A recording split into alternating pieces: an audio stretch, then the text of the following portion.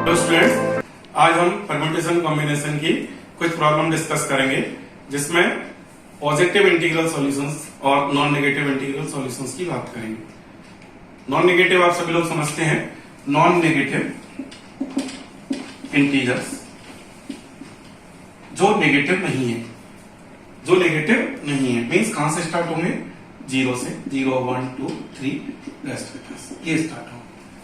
अगर मैं बात करूं कि एक इक्वेशन है x प्लस वाई इक्वल्स 5 और इसका मुझे नॉन नेगेटिव इंटीजर सॉल्यूशन, तो x का वैल्यू कहां से कहां तक जा सकता है वो हमें सोचना है और y का वैल्यू कहां से कहां तक जा सकता है वो सोचना है। दोनों का सम 5 है, तो x जो जाएगा 0 से लेकर 5 तक जाएगा और y भी 0 से लेकर 5 तक जाएगा। सो मैनुअली अगर हम इसको करते हैं तो x अगर 0 होगा तो y कितना हो सकता है, 5 हो सकता है। x 1 होगा तो y कितना हो सकता है, 4 हो सकता है। 2 तो 3, 3 तो 2, 4 तो 1, 5 तो 0। क्योंकि x और y दो ही अननोन थे और सम 5 था, तो ये मैंने डायरेक्टली बता दिया कि नंबर ऑफ सॉल्यूशंस आएंगे इक्वल 6 कर सकते थे हम इसको। लेकिन जब अगर x y के साथ में एक अननोन और आ जाए तो ये थोड़ा सा टाइम कंज्यूमिंग क्वेश्चन हो जाएगा। हम क्या करेंगे उसके लिए, like x plus Y plus अगर z हो जाए इक्वल 3 हो जाए तो सॉल्यूशंस बढ़ सकते हैं। उसके लिए परम्यूटेशन एंड बाइनोमियल थ्योरम बहुत यूजफुल है। कैसे, यहां पर अगर हम सोचते हैं कि x y z तीनों ही अगर 3 है तो x भी y भी और z भी 0 से लेकर 3 के बीच होंगे। हम बात कर रहे हैं नॉन नेगेटिव इंटीग्रल सॉल्यूशन की। x y z तीनों ही क्या होंगे, 0 से लेकर 3 तक होंगे। ओके, तो हम इसमें क्या करेंगे, मैनुअली नहीं कर सकते। हम ऐसा सोचते हैं कि कंप्यूटर क्या करता होगा। अगर मैं ऐसा सोचूं कि 3 बॉक्स है मेरे पास, एक में x रखा हुआ है, एक में y रखा है और एक में z रखा है और तीनों का सम 3 है। मीन्स मैं स्लिप डाल देता हूं x के नाम की, 0 भी लिखा है एक स्लिप पर, एक पर 1 लिखा है, एक पर 2 लिखा है और 3 लिखा है। ऐसा सोचते हैं, ये x का बॉक्स है, ये y का और ये z का। यहाँ पर स्लिप जो है उनमें 0 1 2 और 3 लिखा है, 0 1 2 और 3 लिखा है, 0 1 2 और 3 लिखा हुआ है। तो मुझे टोटल सम कितना चाहिए, 3 चाहिए। x y z का सम मुझे 3 चाहिए। तो कंप्यूटर क्या करेगा, इसमें से एक स्लिप उठाएगा, इसमें से एक उठाएगा और इसमें से एक उठा लेगा और तीनों का सम टोटल क्या कर देगा, 3 कर देगा। तो हम इसमें बाइनोमियल का प्रयोग कैसे कर सकते हैं, हम यहाँ पर 3 सम चाहिए तो हम बोलेंगे कि कोएफिशिएंट ऑफ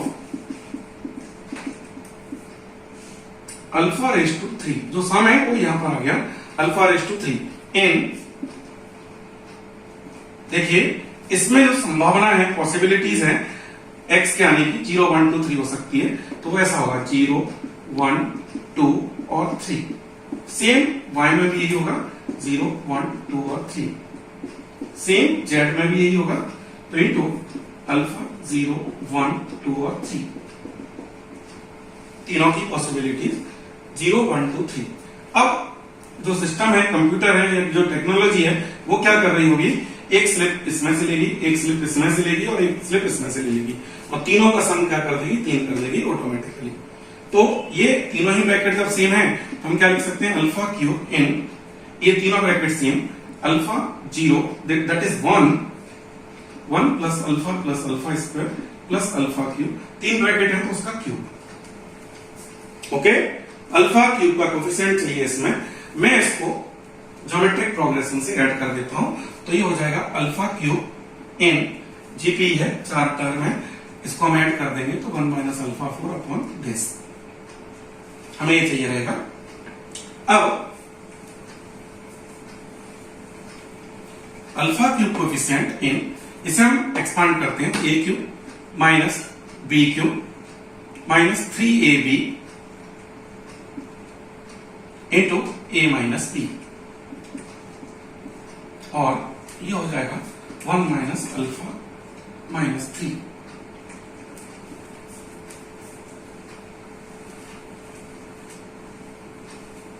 और क्योंकि हमें अल्फा 3 चाहिए तो इधर से भी पावर मिलेगी, और अल्फा का पावर 3 चाहिए, ये 12 है, ये 4 है और ये 8 है, तो इनका कोई रोल नहीं है, केवल 1 बचेगा। इसको हम बाइनोमियल से बोल देते हैं, तो 1 plus 3c1 alpha 4c2 alpha square 3 है, तो 5c3 alpha cube dash dash dash, और वी रिक्वायर अल्फा क्यूब। तो अल्फा क्यूब हमें चाहिए, और यहाँ पर अल्फा क्यूब का कोफिशिएंट कितना निकल के आता है, ये निकलता है 1 cos 2 होगा, 4 it is 5c3, and you know 5c3 is 10,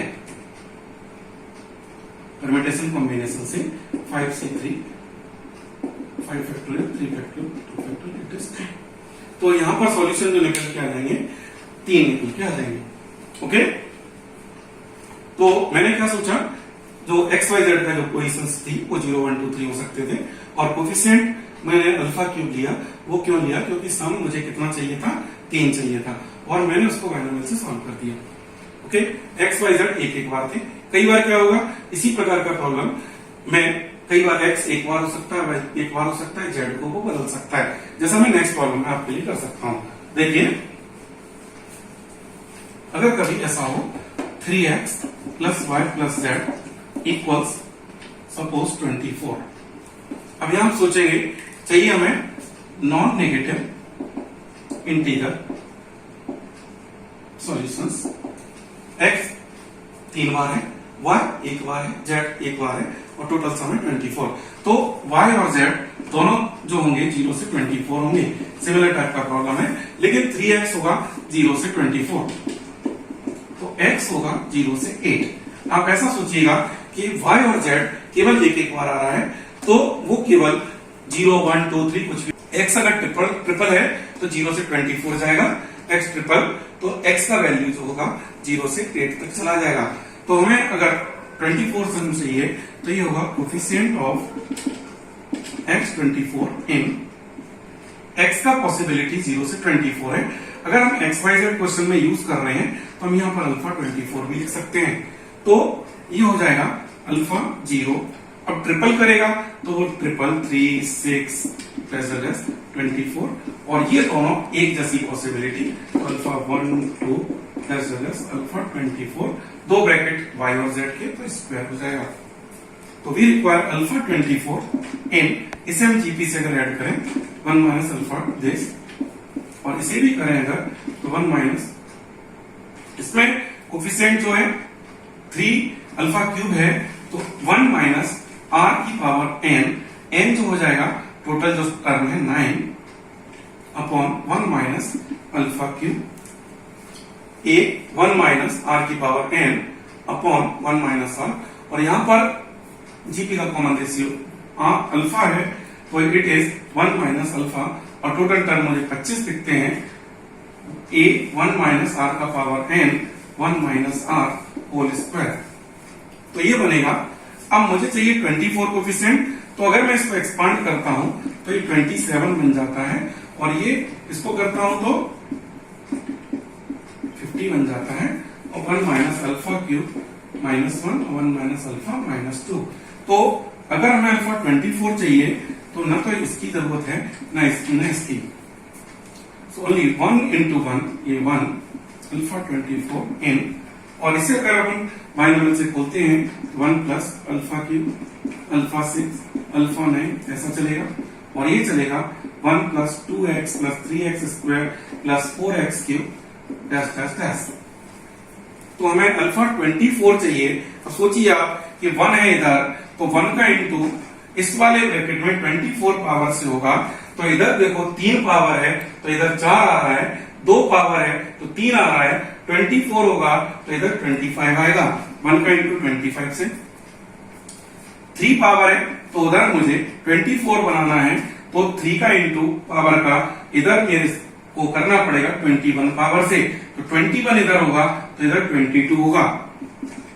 तो ये सीरीज चलती जाएगी। 6 पावर है तो उधर 18 चाहिए रहेगा, तो 18 और इधर 19 हो जाएगा।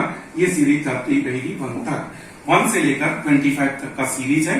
और इसको अगर हम ऐड करेंगे तो टोटल टर्म हमें दिखते हैं 1 3 1 4 7 10 13, 16, 19, 22 और 25।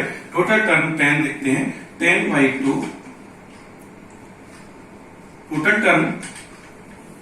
टर्म हमें 9 लिखते हैं, बिकॉज 1, 4 एपी से आप समझ सकते हैं। 1, 4, 7, 10, 13, 16, 19, 22 और 25। Then 9/2, 25 plus 1, 26, 13 into 9, it is 117। तो कोफिशिएंट मेथड से हम इसे सॉल्व कर सकते हैं। ओके, एक बार मैं एक्सप्लेन कर देता हूं। y और z 0 से 24 लिया है, ब्रैकेट पर स्क्वायर क्यों है? बिकॉज y और z सेम है, और x का वैल्यू 0 से 8 है, तो उसको मैंने ट्रिपल किया है, तो ये पॉसिबिलिटीज बना है उसमें, और एक जीपी से उसको सॉल्व किया और हमें α/24 का कोफिशिएंट मिल गया 117। तो number of non negative integral solution हो सकते हैं 117। Okay students, so we will continue in next lecture. Thank you.